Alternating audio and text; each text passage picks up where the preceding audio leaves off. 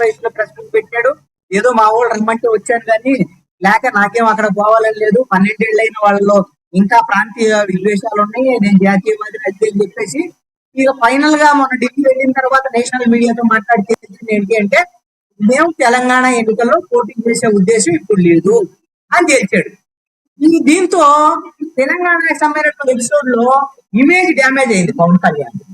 ఈ image damage అయినటువంటిది ఈ damage control లో భాగంగా మేము తెలంగాణనే కాదు ఢిల్లీలో కూడా మీటింగ్లు పెడతాం, మేము జాతీయవాదులం, మేము ఎక్కడైనా పెట్టగలం అని మేము వెనక తగ్గేది లేదు అనేటువంటి విధంగా తెలంగాణ నుంచి వచ్చేసాడు. ఇప్పుడు పోటీ చేయట్లేదని చెప్పేశాడు.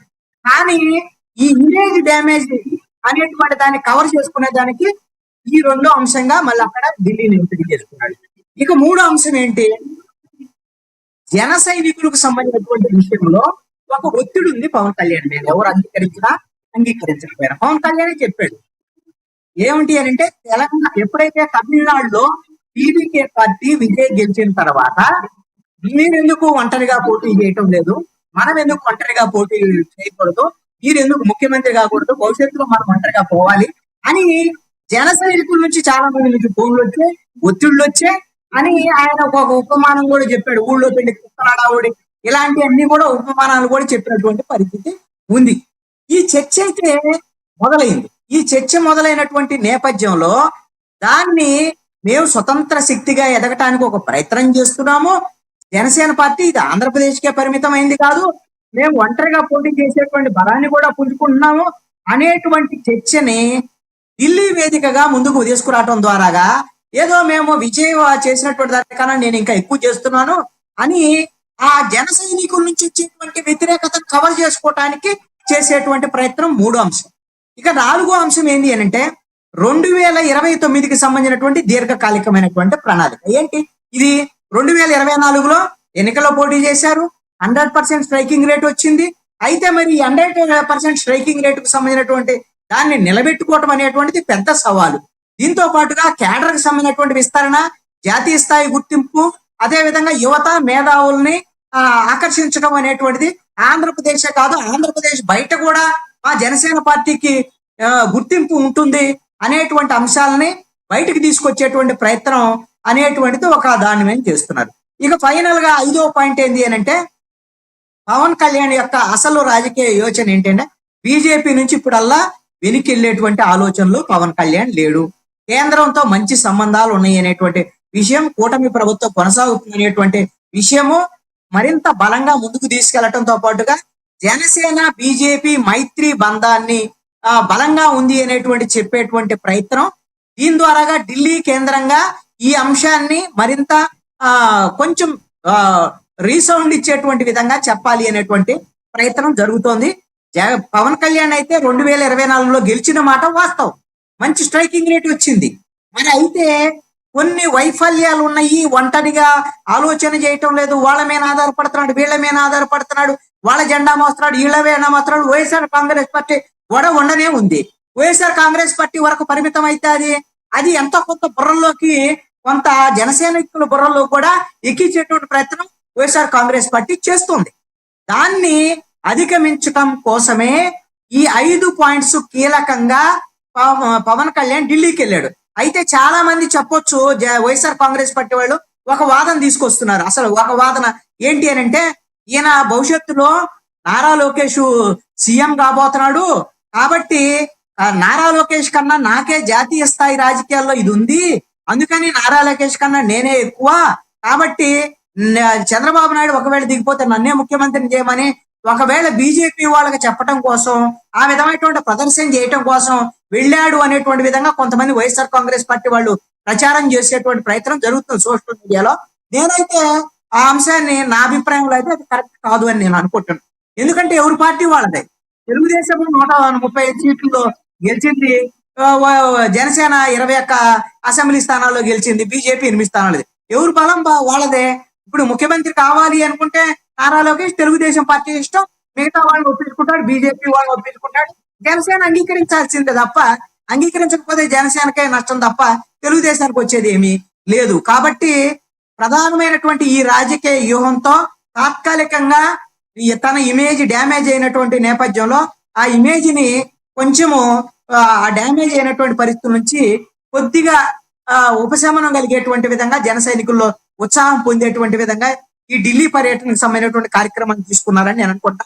అయితే ఇది జనసేనకి కొంత బలాన్ని ఇచ్చేటువంటి అంశమే, దాంట్లో ఎటువంటి సందేహం లేదు. మొన్న కేరళలో కొంతమంది జనసేనలో చేరినటువంటి పరిస్థితి ఉంది, కొంతమంది తమిళనాడులో కూడా అట్రాక్ట్ అవుతున్నటువంటి పరిస్థితి ఉంది జనసేన వైపు నుంచి. కర్ణాటక కానివ్వండి, అట్లా కొంతమంది కొన్ని రాష్ట్రాలకు సంబంధించినటువంటి మీరు ఢిల్లీ రాజకీయాల్లో ఢిల్లీ వాళ్ళని ఏమి అట్రాక్ట్ చేయలేకపోవచ్చు, కానీ కనీసం సౌత్ ఇండియాకు సంబంధించినటువంటి విషయంలో అయినా సరే జనసేన జనసేన పవన్ కళ్యాణ్ పవర్ స్టార్ గా సినిమా యాక్టర్ గా కూడా సౌత్ ఇండియాలో ఉండేటువంటి వాళ్ళందరికీ తెలుసు కాబట్టి, సుపరిచితులు కాబట్టి, ఆ విధంగా సౌత్ ఇండియాలో బలమైనటువంటి రాజకీయ శక్తిగా ఎదగటానికి పవన్ కళ్యాణ్ ఒక అవకాశం ఉంది. దీనికి పరోక్షంగా బీజేపీ సహకారం కూడా ఉంది. బీజేపీ ఇచ్చిన డైరెక్షన్ మేరకే కదా ఆయన సనాతని అని కొంత ఒక వేషం వేసుకొని దాని మీద వారాహి డిక్లరేషన్ అని తిరుపతిలో సభ పెట్టి ఆయన ఇంతకు ముందు మొదట్లో ప్రారంభమైంది ఏదైతే చెగువేరా దగ్గర నుంచి ఇప్పుడు సావర్కర్ దగ్గరకు వచ్చి ఇప్పుడు సనాతనిగా నిలబడ్డటువంటి పరిస్థితి, ఇదంతా కూడా బీజేపీ రోడ్ మ్యాప్ లో భాగం. కాబట్టి బీజేపీ రోడ్ మ్యాప్ లోనే ఈ విధంగా జాతీయ రాజకీయాలకు సంబంధించి అంటే ప్రధానంగా సౌత్ ఇండియాలో జనసేన ఎదిగేటువంటి విధంగా చేసేటువంటి ప్రయత్నం జరుగుతుంది అని అనుకుంటున్నాను. అన్నిట్లో ఒకవేళ ఎదగాలి అనుకుంటే మొన్న ఈ పొంగుతున్న పాల మీద నీళ్లు చల్లినట్టుగా అమిత్ షా ఒక ప్రకటన చేశాడు, తెలంగాణలో మేము ఒంటరిగా పోటీ చేస్తే ఎవరితో మాకు పొత్తు లేదని. మొన్నటిదాకా పవన్ కళ్యాణ్ అక్కడికి వెళ్తామని ఎగిరెగిరి పడ్డటువంటి వ్యవహారం ఏంటంటే బీజేపీ పొత్తు ఉంటుంది అనేటువంటి దాని మీద వాళ్ళు లేదు అని నేరుగా అమిత్ షానే చెప్పిన తర్వాత ఇక తెలంగాణలోనే ఈ విధమైనటువంటి పరిస్థితి లేకపోతే మిగతా సౌత్ ఇండియా రాష్ట్రాల్లో ఎంత మేరకు పవన్ కళ్యాణ్ యొక్క ప్రభావం ఉంటుంది, వీళ్ళ యొక్క రాజకీయ పరమైనటువంటి ఏమైనా సరే పెరుగుదల ఎదుగుదల అనేటువంటిది ఎంత మేరకు ఉంటుంది అనేది చెప్పలేనటువంటి పరిస్థితి ఉంది. కానీ ఉన్నటువంటి దాంట్లో ఆంధ్రప్రదేశ్ లో జనసేన పార్టీ కనీసం ఉన్నటువంటి బలాన్ని నిలబెట్టుకోవడం పెంచుకోవటము అలాంటి ప్రయత్నం చేయటం ఎక్కువ చూపిస్తారు. కృష్ణాంజలి గారు, మన అమిత్ షా ఏదైతే మాట్లాడారో బీజేపీ సింగిల్ గానే పోటీ చేస్తుందని, అదే మాట ఫైనల్ అనుకోవచ్చా? ఇప్పుడున్న గందరగోళంలో ఒక బ్రేక్ వేసేందుకు జస్ట్ అలా మాట్లాడి తర్వాత ఫ్యూచర్ లో మళ్ళీ మాట మారే అవకాశం ఉందంటారా? ఏమంటారు, ఇప్పుడు ఏదైతే కృష్ణాంజలి గారు ఏదైతే మొన్న అమిత్ షా గారు మాట్లాడారో మేము సింగిల్ గానే వెళ్తున్నాం తెలంగాణలో అని, తాత్కాలికంగా ఉన్న గందరగోళాల పరిస్థితుల నేపథ్యంలో ఒక బ్రేక్ వేసేందుకు ఆయన అలా మాట్లాడారని తర్వాత ఏదైనా మాట మారే అవకాశం ఉంది అనుకోవచ్చా, లేదంటే అమిత్ షా ఇప్పుడు చెప్పిందే ఫైనల్ అనుకోవచ్చా? సింగిల్ గా ఏమనుకుంటున్నాను అంటే అమిత్ షా మాట్లాడేదానికి పవన్ కళ్యాణ్ మాట్లాడేదానికి శాస్త్రవాద తేడా ఉంది.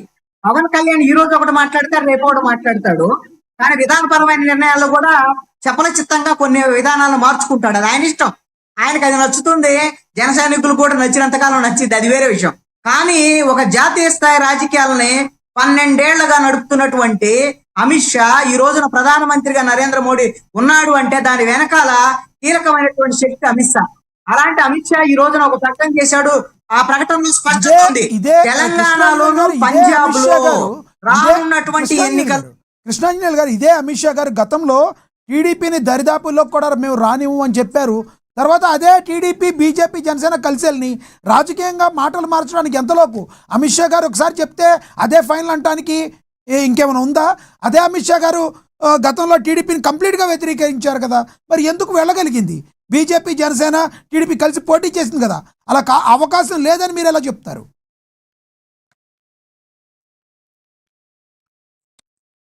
కృష్ణాంజలి గారు, అమిత్ షా లాంటి ఒక జాతీయ స్థాయి రాజకీయాలను నడిపేటువంటి వ్యక్తి ఆ విధంగా మాట్లాడతాడు, రోజుకో మాట లేకపోతే ఏడాదికి ఒక మాట్లాడతాడని నేను అనుకోవటం లేదు. ఇది నా అభిప్రాయము. మీ ఆశతో మీరుండొచ్చు, జనసేన ఆశతో జనసేన ఉండొచ్చు. రైట్, ఎవరి ఆశలుగైనా ఇది మీ పర్సనల్ అభిప్రాయం అని చెప్పారు, అర్థమైంది. నేను మళ్ళీ మాట్లాడతాను సార్ మీతో. మనతో